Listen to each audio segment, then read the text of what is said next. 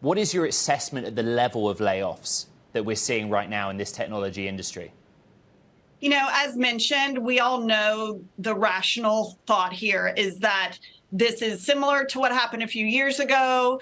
Technically, it should be perceived as a drop in the bucket compared to the total employment that we have here in Silicon Valley and in our tech companies overall. But man, it sure doesn't feel that way. After the weeks that we've had recently with Silicon Valley Bank, now First Republic Bank, we at Lattice and our 5,000 customers are having a lot of conversations about how to keep employees engaged, how to keep morale at a functional level while everyone's facing these challenges.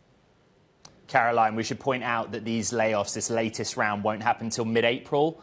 And if there will be separation packages, of course. But morale right now, what I'm hearing, at least within Meta, I'm sure in Amazon as well, is low.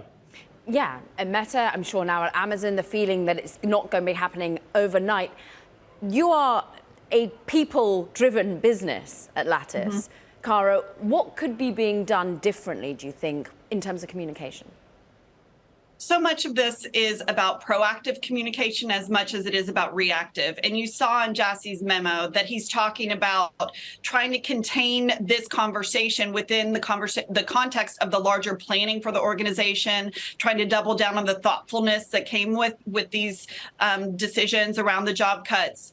What we know from being on the ground is that we have a number of organizations where people don't understand why the cuts were made where they were.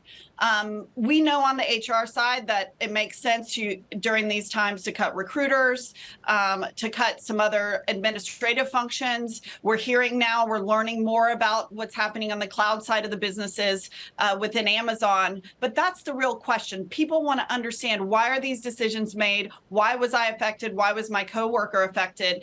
And that's what our companies are asking for information about. How do we proactively communicate so we don't create more noise than necessary? And when you're a chief people officer of a company like Lattice, is it reality that then there's a lot of talent that you could hire up if you were in that stage? I know a lot of companies aren't. Or are people, when they're not being laid off till April, till May, when does that actually become a reality, this talent that suddenly people can get for perhaps a little cheaper than previously? On the chief people officer side, there's definitely conversations within our networks about what will the impact of this be in the broader marketplace. And we are starting to see the impact of the layoffs that were happening in the fall. And it's probably going to be at least a quarter post layoff before we'll see these people ready to turn back into the market and look for their next jobs. We are challenged with really wonderful exit packages from a lot of these companies when you're trying to rehire these folks quickly. But I'll tell you, as a chief people officer and someone who really cares about that side of the business, I'll take that any day.